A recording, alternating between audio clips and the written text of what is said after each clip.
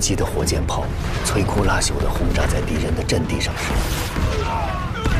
我突然清清楚楚地感受到，所有卡秋莎准备。整体的战局和部署是由众多的战术组成。发射！阵地争夺战、坚守坑道、后勤运输都有不同的战术部署，而大反击是全军上下多兵种、多部门、多种战术的默契配合。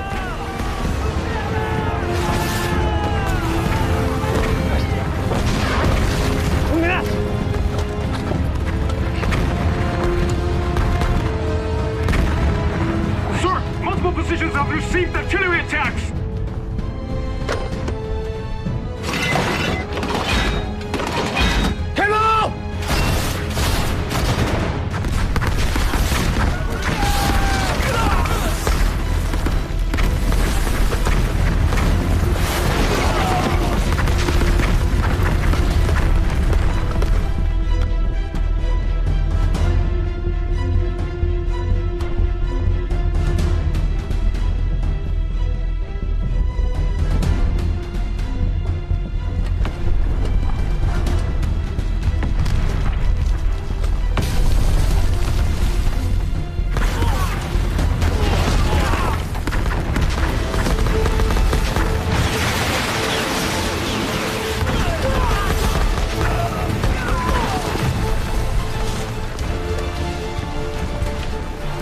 回来，上来！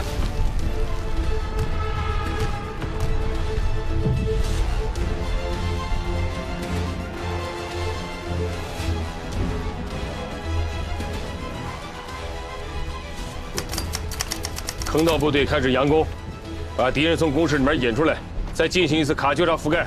是。134团是，135团是，86团是，快！我们现在散开。 你们分别去阵地的左右翼，然后吹冲锋号，给敌人造成我们要进攻的假象，把他们引出来，注意安全。好。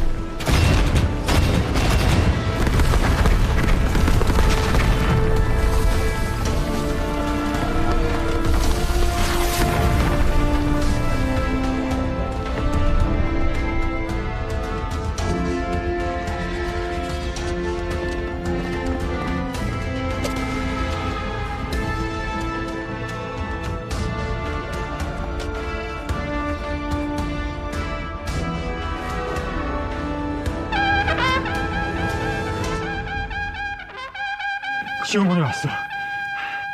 창문을 막 도망간다. 무기야! 중국군이 왔다!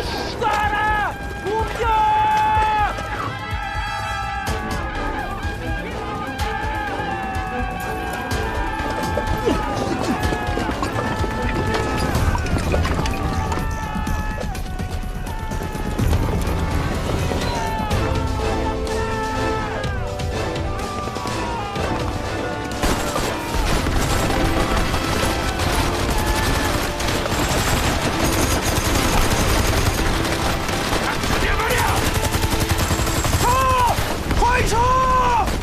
敌人被引出来了。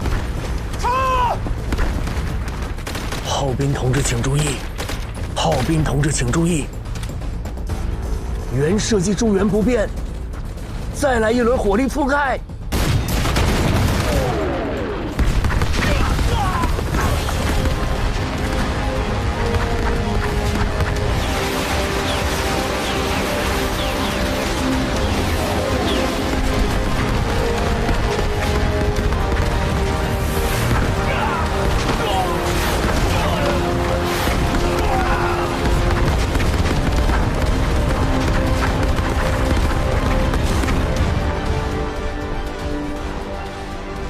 秦军长搞了一个假延伸，用火箭炮杀了一个回马枪。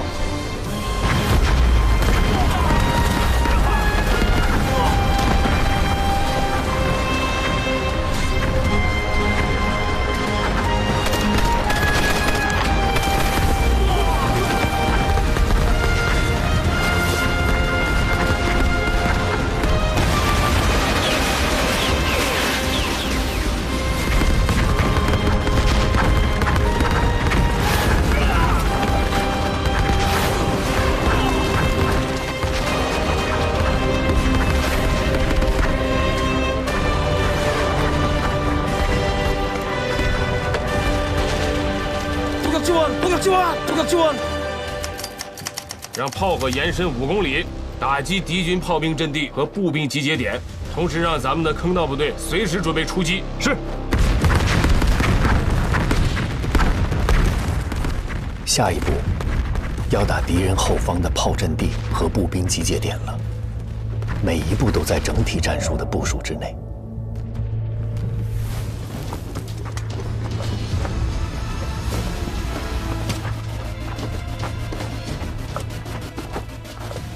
다들 정신 좀 차려! 허위! 이만 발진! 준비!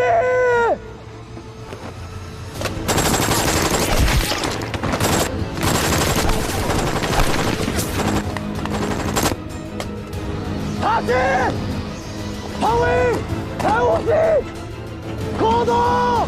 2800! 준비! 발동!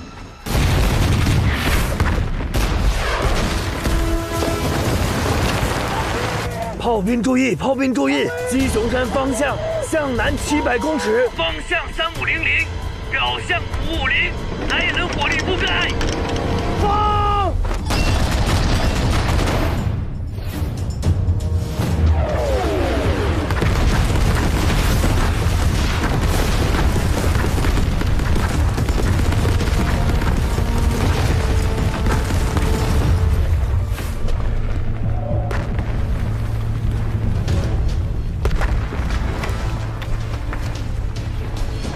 伪军的预备兵力已经出发了。我相信段参谋，我们跟他们见不着面。我彻底明白，军部、兵团、制司的战略战术，真正体现了我军你打你的，我打我的军事思想。体现部队战斗力的是党的指挥，是临时坑道党支部的建立，是军事的民主。火力和战术固然重要，但夺取胜利更重要的是执行战术的人。炮兵注意！鸡雄山方向向南700公尺，方向+5，表向+7，开炮！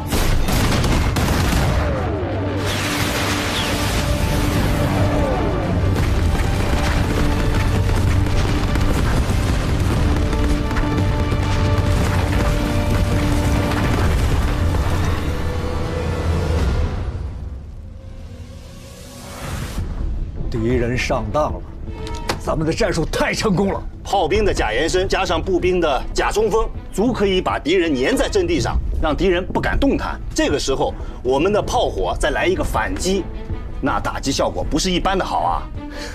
就连他们的预备队也被咱们的卡秋莎大宝贝狠狠地砸了一下。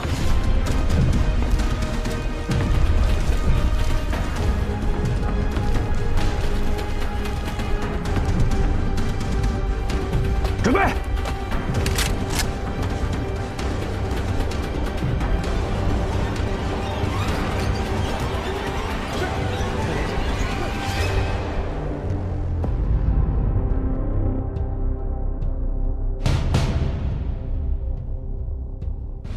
是步兵该上场的时候了。通知135团2营4连和3号坑道冯百胜从各自阵地出发，向10号、9号阵地发起进攻。得手后转攻3号阵地。步兵开始反击了。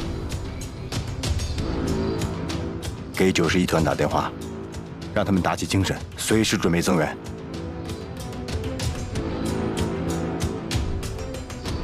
村长，给步兵们下命令吧。是。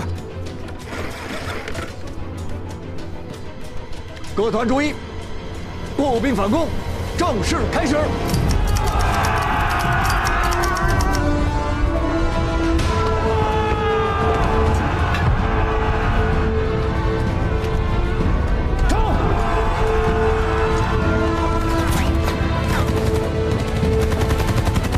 通知134团3营8连和86团1营3连快速杀穿1号阵地，直扑主峰3号阵地。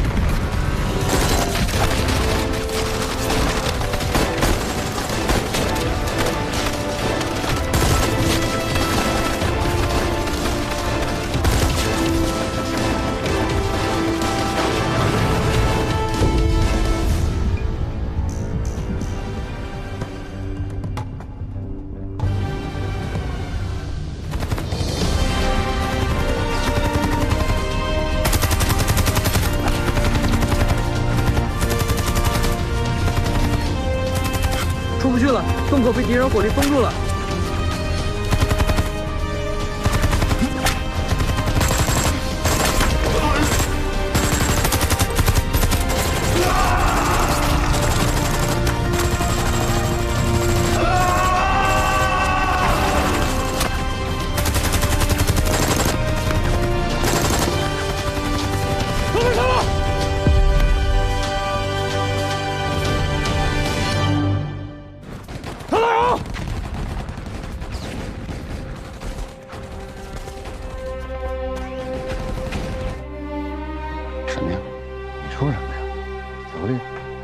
出门着急没带，不是这，哎，这，哎呀呀，哎，是这个，你干什么呀？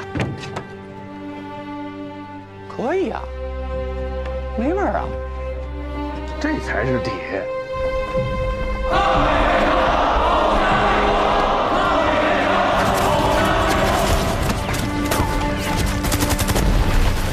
通知135团2营6连，配合冯百胜他们开始攻击。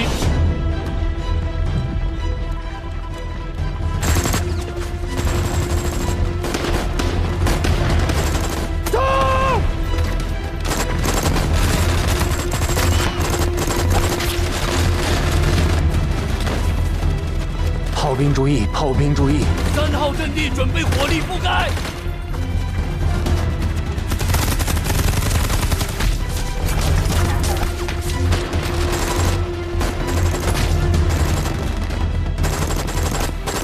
停止射击！停止射击！会伤到我方步兵。停止开炮！停止开炮！停止开炮！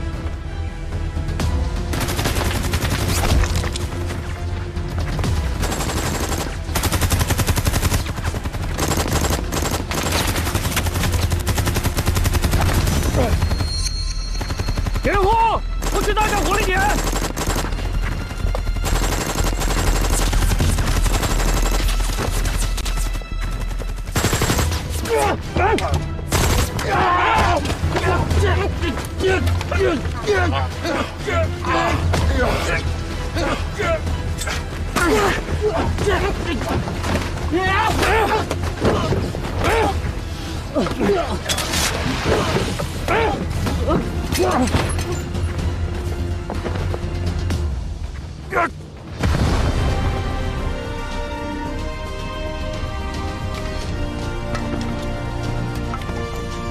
愣着干什么？插旗去！是。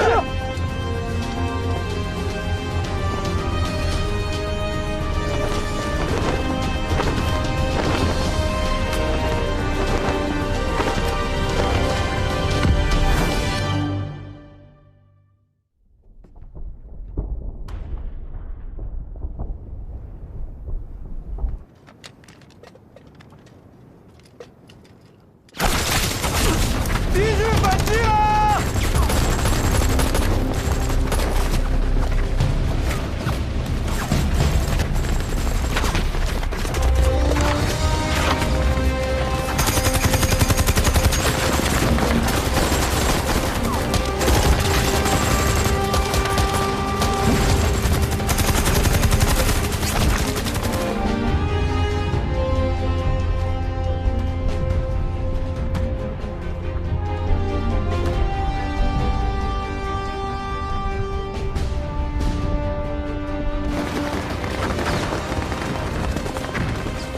陈连长，陈连长，3号阵地敌人又上来了，需要增援。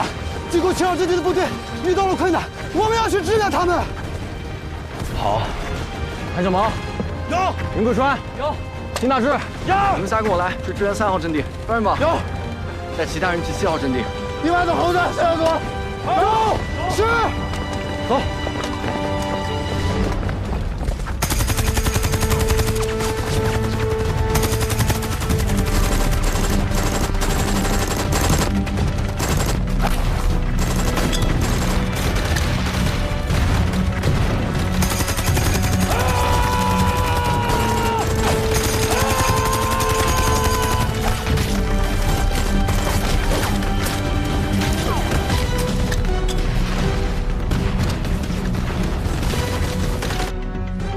报告，1、3、9、10号阵地全部收复。好样的！让同志们务必要守住阵地。7号阵地是敌军的营指挥所，必须尽快端掉，瘫痪他们的指挥系统。是。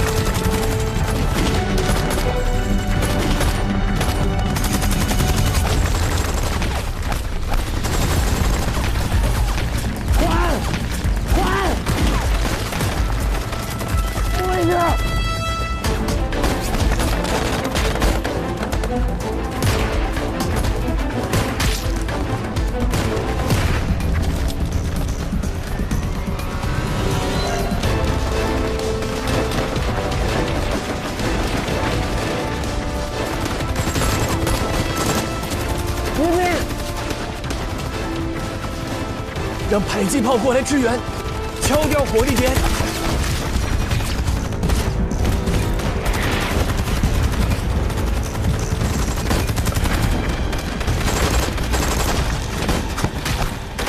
把握好，不贪机，注意隐蔽。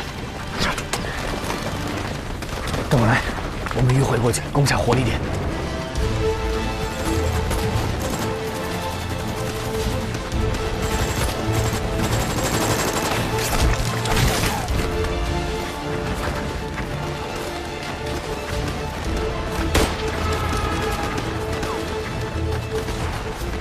士官副连长，冲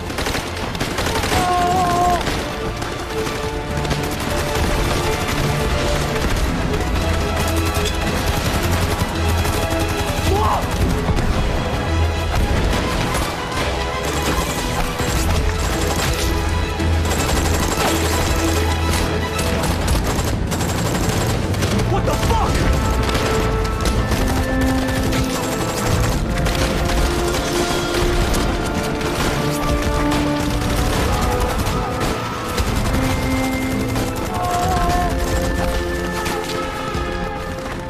Lieutenant, we cannot hold this place any longer. We need to go. I'm sorry. We need to... Come on. Move, move, move!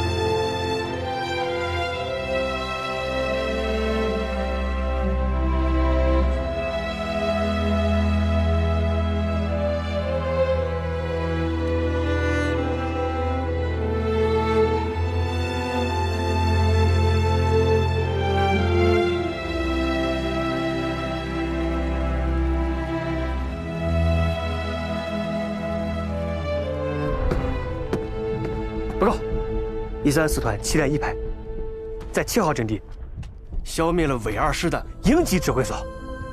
好。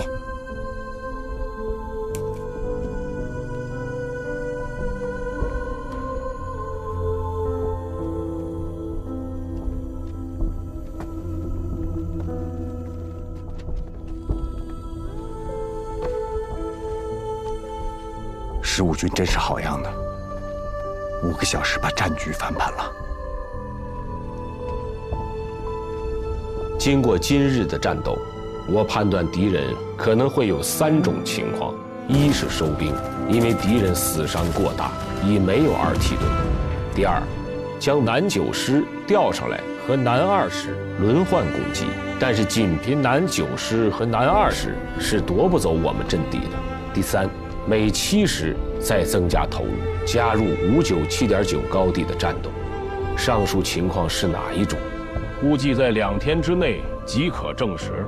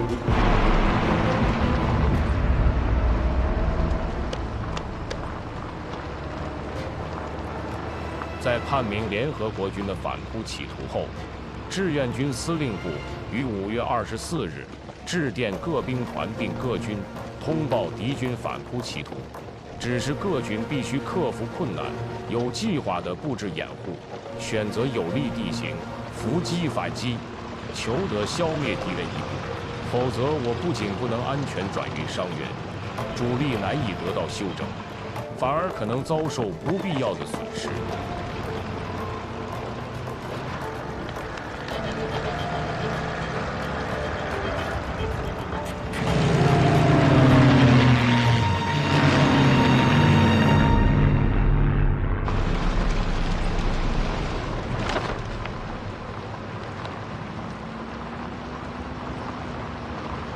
军长，我想不通，离开太行以后，解放战争打郑州我们打得多好，西南剿匪我们打得多好，凭什么不是主力部队啊？啊！现在赶上抗美援朝，我们挤破脑袋赶上5次战役，本想着捞块大肥肉吧，结果肥肉没捞着，反而大踏步后退了。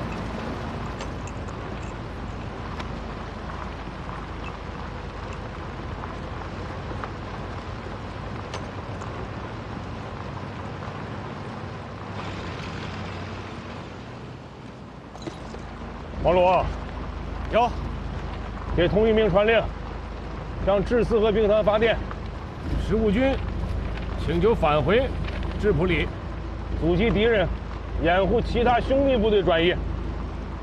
是。同志，叫通讯兵。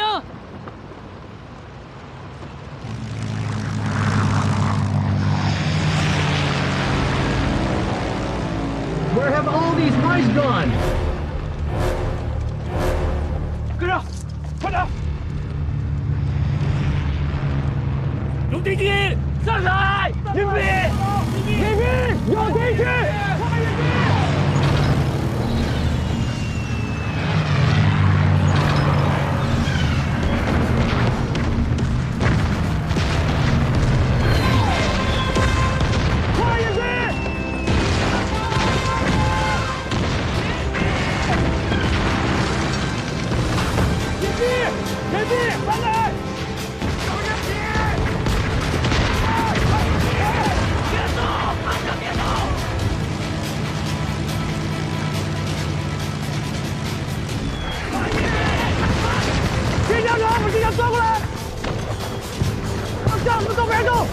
飞机掩盖。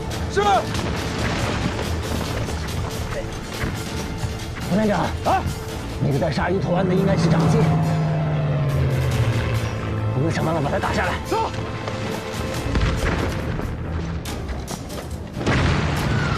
站开！快！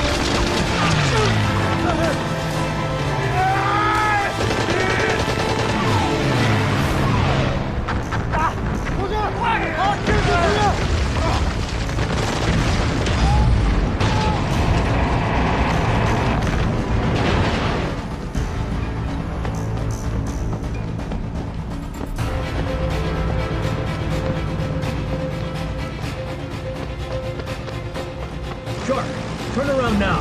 Copy that. Returning to the base.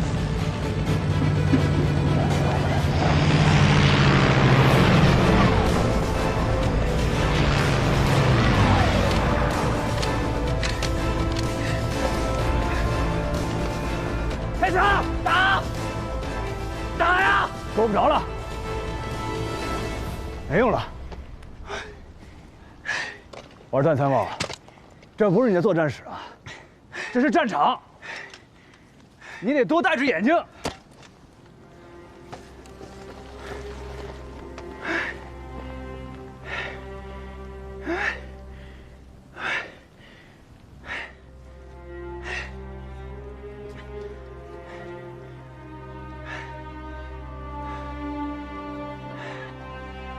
快快快，看着点火啊！小心子弹！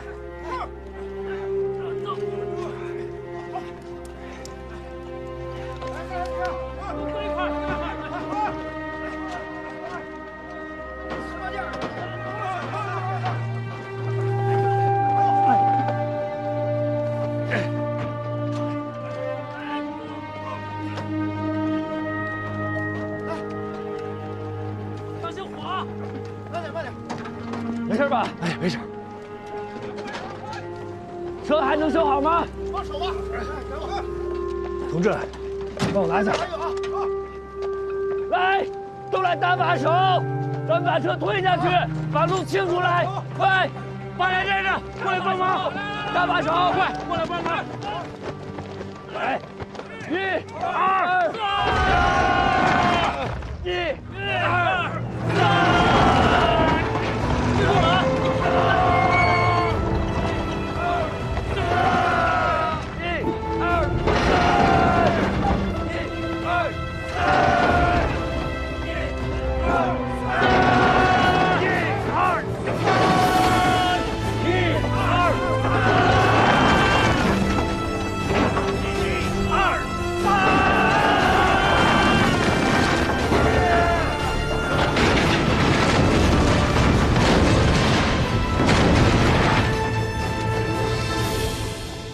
八连集合！啊，感谢军长。哦，南京军事学院讲诺曼底登陆的段显峰，怎么样？这手拿笔杆子和拿枪杆子不一样吧？不一样。报告，说，军需卡车被炸毁3辆，物资人怎么样？共13人重伤，27人轻伤，没有人牺牲。 抓紧时间抢救伤员。是。哎，你把参谋都叫过来。是。大家说说接下来的计划。军长，这个方向撤退最快。什么？撤退？撤什么撤呀？我们是军队，不是流寇，老想着撤退能打胜仗吗？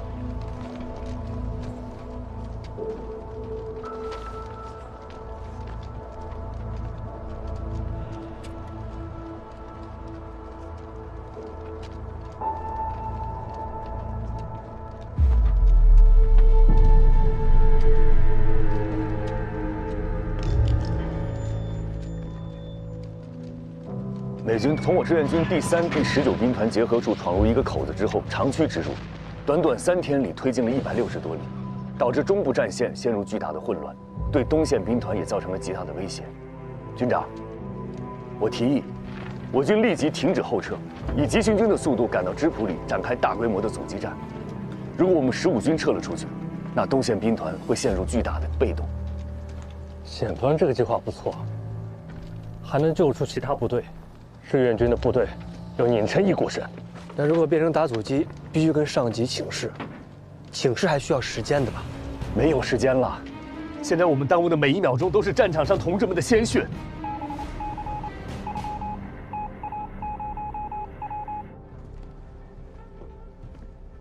给秦基伟发电，让15军立即赶赴芝普里打阻击，务必挡住美军7天。是。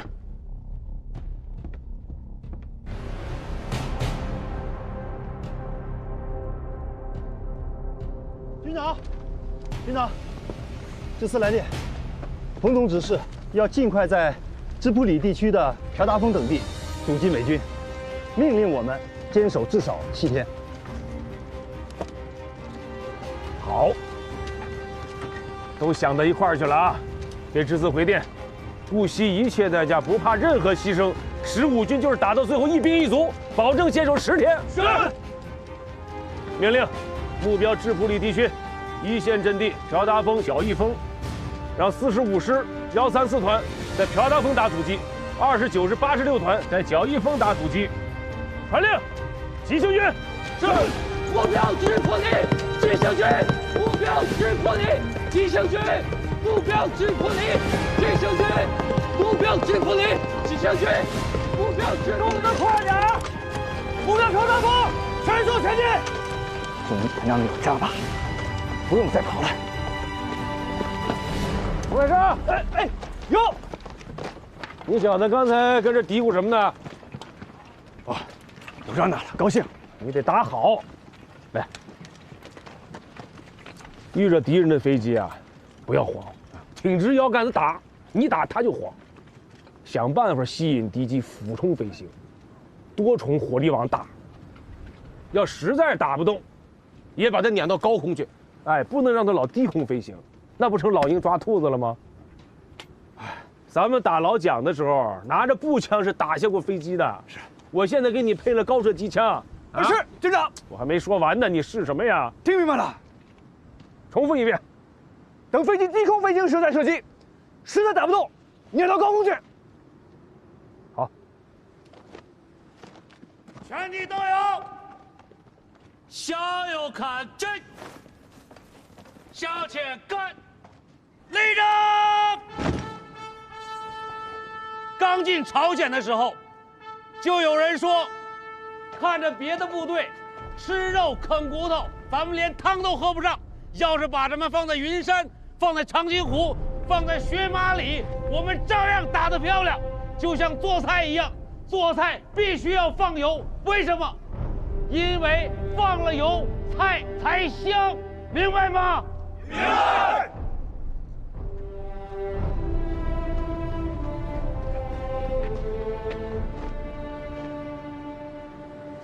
报告军长，8连指导员胡满仓带8连前来报道。你继续啊。报告首长，我说完了。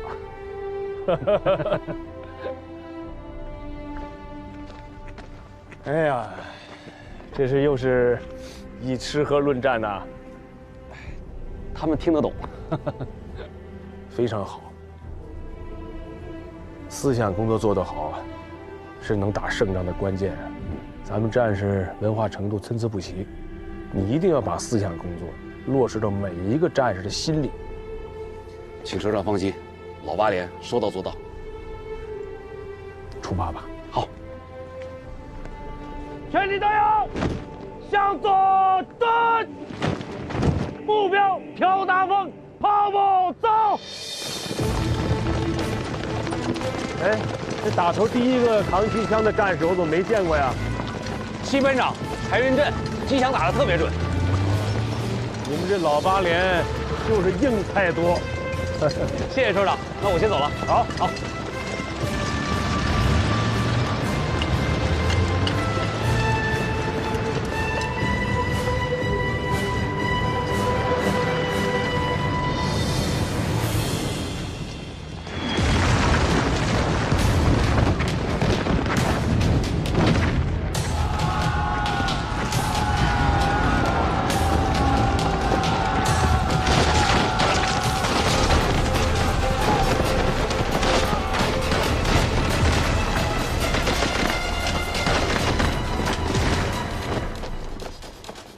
现在的情况来看，我们跟敌人在朴达峰谁都没有占到便宜。我们虽然占领了高地，但是美军把附近的公路全都占领了。美军的增援部队随时都可以进来。李战报说，敌人迅速增兵，总兵力已经转搬了6倍，他们的重火力有大红军火炮、坦克，还有飞机。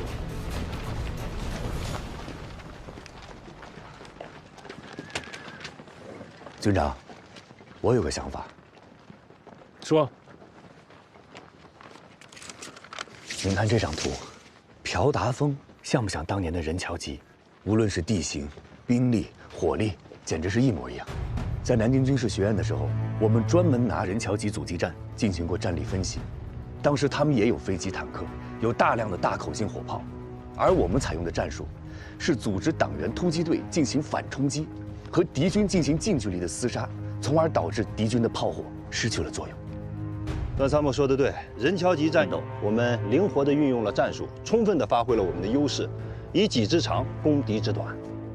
老八连现在损失很大，他们很需要一支能灵活运用战术，而且很擅长近战肉搏的增援队伍。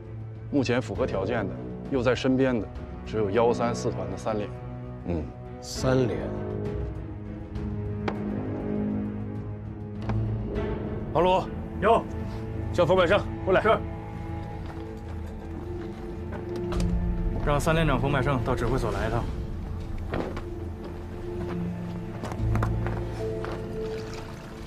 军长，我反复推演过任乔吉阻击战，朴达峰和任乔吉这么像，我想去前线。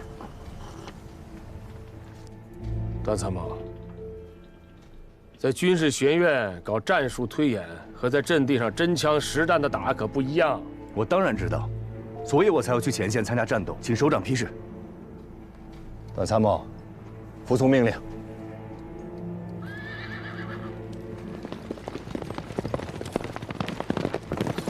耶！哎，报告，有救助团3连冯百胜前来报道。你过来，冯百胜，哎，增援朴达峰交给你们3连，巩固阻击阵地。没问题，军长。打阻击，我认账。我们有19公里的防御纵深，有必要硬抗朴达峰吗？军长的意思是，以美军战术的惯例，他们是不留死角的。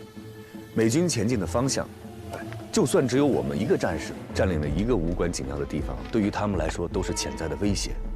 所有的美军会停下来，把威胁解除了，他们才会继续前进。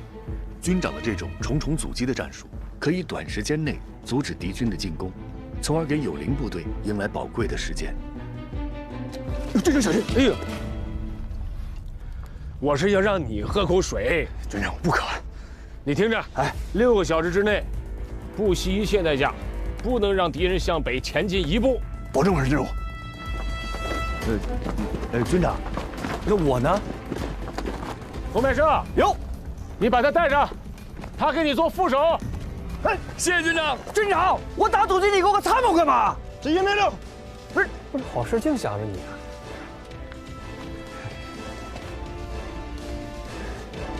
冯连长，我们又要合作了。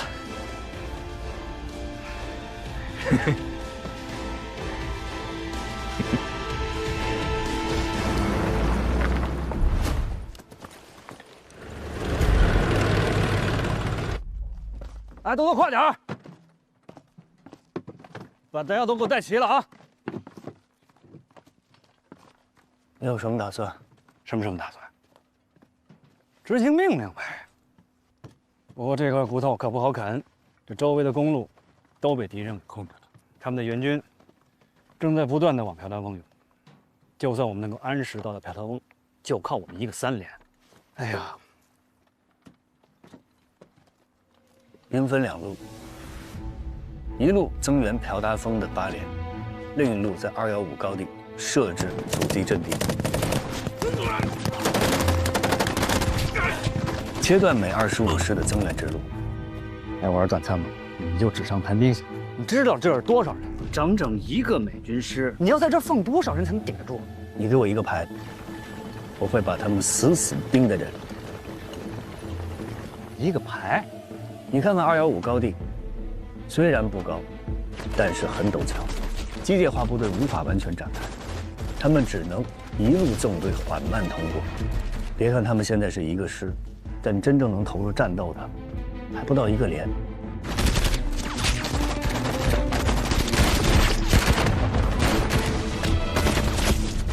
哎，这样，我再给你加一个牌，在3两旗也给我画一道封锁线，怎么样？4个小时，你要能给我守住，回来我请你喝酒，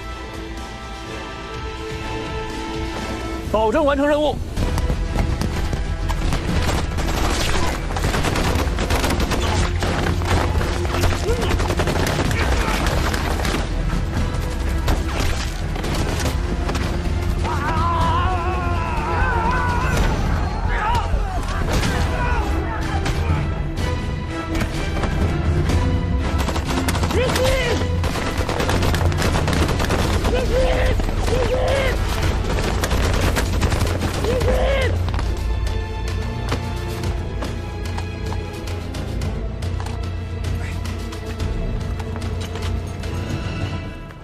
好，我知道了。军长，段显峰的这个重重阻击的战术，沿着公路向前推进的每25师全部停下来了。他这是釜底抽薪啊！先用半个连拖住敌人，从而支援朴达峰。这3连了不起，完成了2个重要的任务。现在几点了？1点。朴达峰现在压力还是很大的，再不增援会有危险。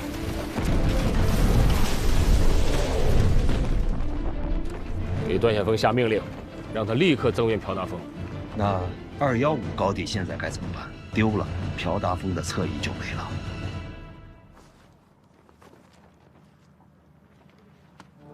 给他留一个排，去守327，其他人去朴达峰完成增援任务。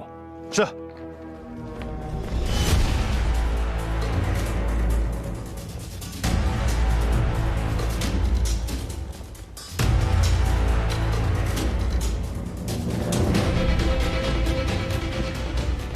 怎么样？有消息了吗？报告副营长，8连还在硬扛，但是压力非常大。问段显峰，支援部队出发没有？是。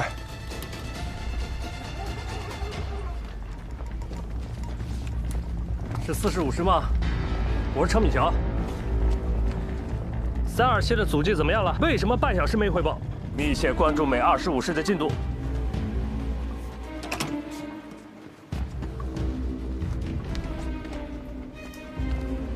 军长，坚守在朴达峰的老8连一定是非常的艰难。要不要再派个连过去？朴达峰太关键了，不容有失。不用，老8连和3连都不会有问题。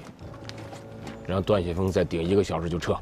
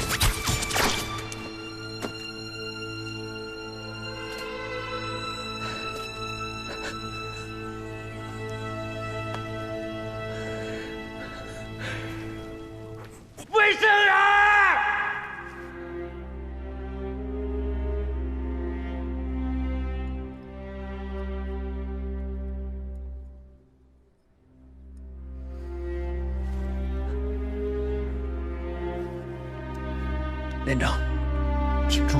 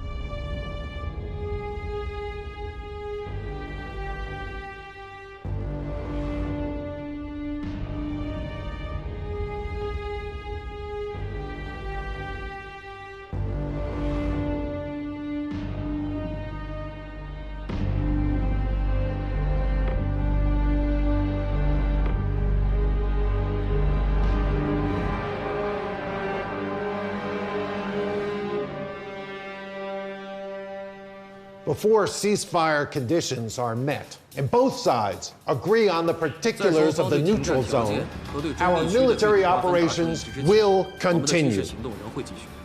在朝鲜，作战双方停火，确定以3·8线为双方的军事分界线，必须及时撤出一切外国军队。这些都符合朝鲜人民、中国人民乃至全世界人民的期望。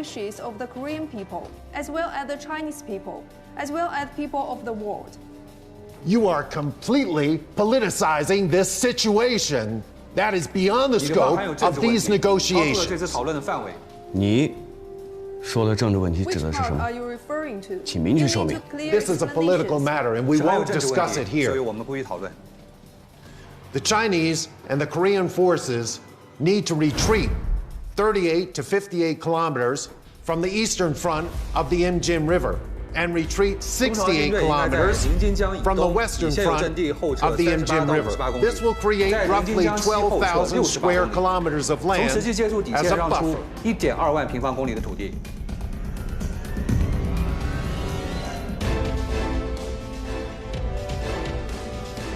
你们在战场得不到的东西，想在会场上得到，那是妄想。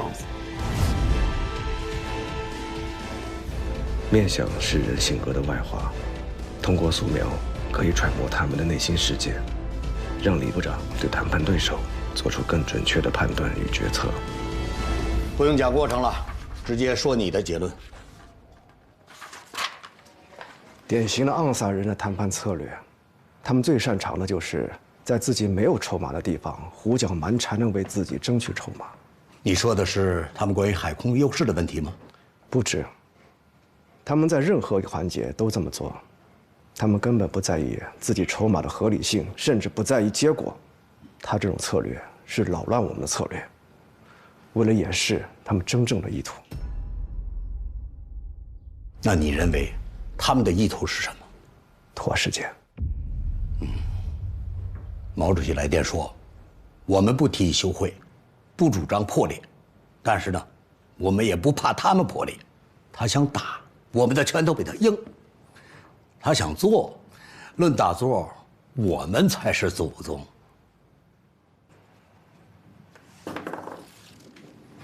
给代表们。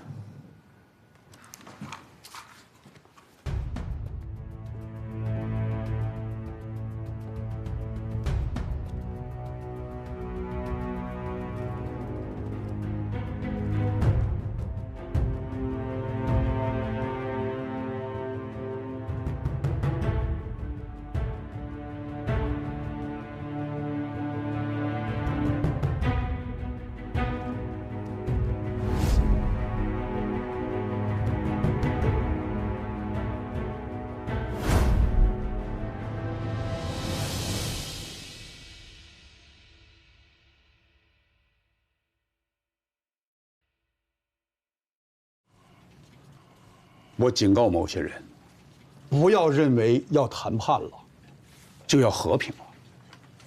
美国人是不会轻易认输的，谈判是他们想组织更大进攻的一个花招。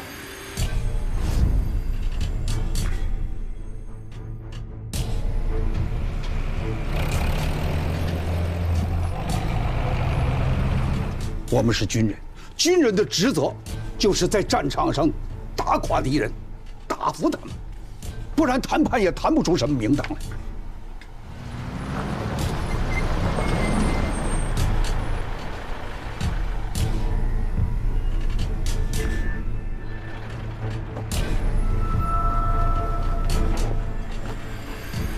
回去告诉部队，立足于打，不要想的太多。主席经常教导我们，灵巧牛皮糖的战术，不要老想着打大仗。Sir, all units are standing by. We can sever the terrain of Gyeongsan at any moment. Very well. Now that Commander has arrived, my mission is accomplished. Thank you, Mr. Kim. I wish you a pleasant stay in Korea. Thank you. Commander, please. 哪怕是吃掉他一个连、一个排，甚至一个人，不断的消耗他们、歼灭他们。听清楚了吗？金山，你听清楚了吗？嗯。你大点声。清楚。这个好，散会。秦建伟，你留一下。是。The main battle is actually happening around Shangangling village. We've lost two hills named Triangle Hill and Sniper Ridge. I need to push the enemy harder to get these two hilltops back. There are my access to Pyongyang. 美国人最近建造了3道纵深7、80里的防线，26军需要修整和换防。至此决定派你们15军换防至武圣山、斗流峰、西方山一带。是，15军，保证完成任务。I warn you, without my permission, except for recon or counterstrike missions that pose a security threat, you're not authorized to launch any attacks at company level or above for any reason. I remember you only need to be notified of engagement of regimental level or above. You have proposed countless operations, from Chopsticks 1 to Chopsticks 16. And in those so-called battles, they're more like full-on wars. If I would have signed off on those operations, my God, you would have destroyed Asia. Now, because of this goddamn attack, that torn casualty summary sheet, everything has changed. Now, it's a company, not a regiment. General, take warning. This is not a goddamn reminder.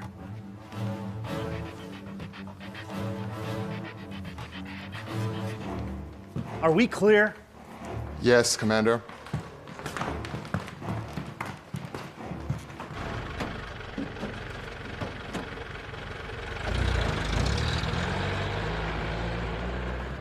武圣山是朝鲜中部的重要门户，失去武圣山，我们将后退200公里，无险可守。我再强调一句，谁失去武圣山，谁要对朝鲜的历史负责任，明白吗？明白。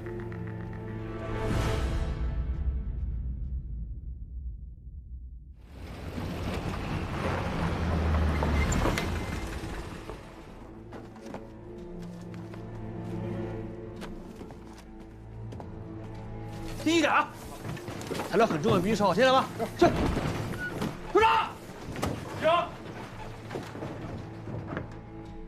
大伙，谁抽烟了？想把军部给点了吗？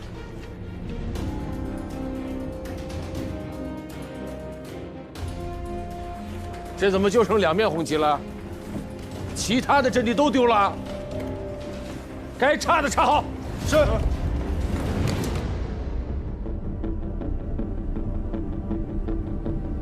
位首长，请看，那里就是京化，那边是西方山。天气好的时候，都能看到城里南朝鲜军的旗子。我们现在站的地方就是武圣山，前面的2个高地，分别是597.9和537.7北山。我军的防区，东起钟贤山，西至西方山斗流峰。防御正面27公里，纵深21公里，总共面积567平方公里。我们现在这个地方离前线阵地不到4公里了，我们和敌人近在咫尺，随时都可能互相发动攻击。所以我们绝不能掉以轻心啊！我们15军的防线是我军整体防线的核心，而西方山和武圣山，则是我们15军防线的核心。西方山由44师负责防御，武圣山由45师的崔建功崔师长在。597.9高地易攻难守，537.7高地易守难攻。The one on the west is called the West Mountain, which gates the entire Pinggang Valley. There is a small village called Shangangling in the valley, in the south side of Ozongsan. There is a hill on its left side and one on its right side. 军长，这2个高地就像尖刀一样，直插美军防线的2肋。2座山头的重要性，美国人也是看得见的。所以美军在此地集结了他们的王牌美7师、美40师和南2师、南9师4个师。Well, would you please tell us your battle plan? We don't believe using Chinese tactics against the Chinese is going to be effective.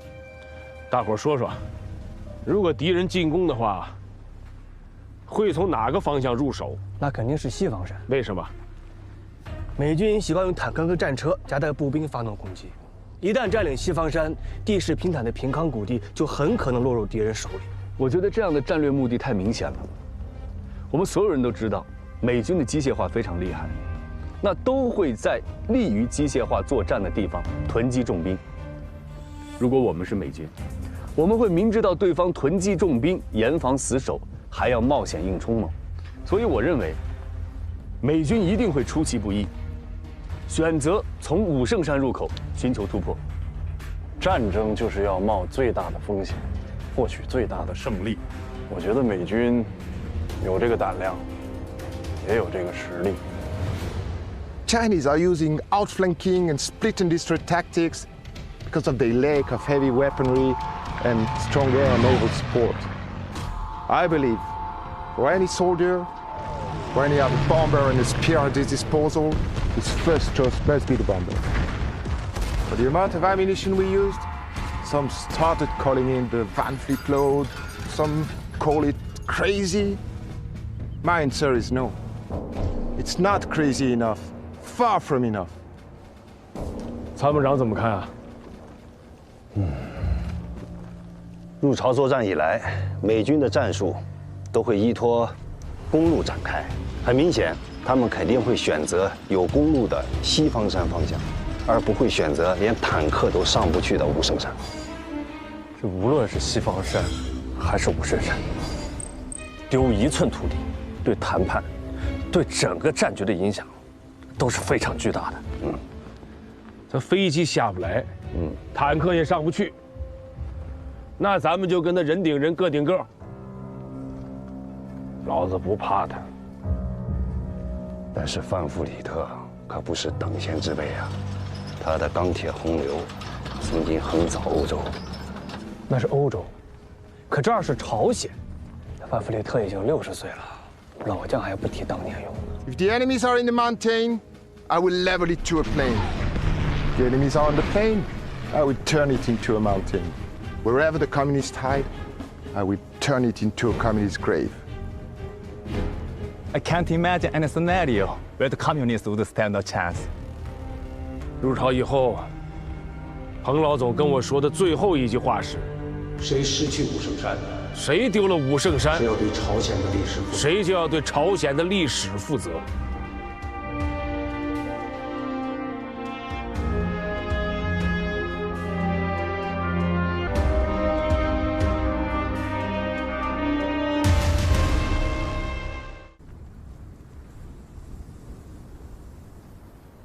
段参谋，我有几个想法要跟军长汇报一下。军长在思考问题，他不想被打扰。那军长什么时候能出来啊？不知道，已经2、3天了。饭也不吃。我们军长经常这样，他一工作起来吧，就不渴也不饿的，没事的。行，那我先回去了，你辛苦。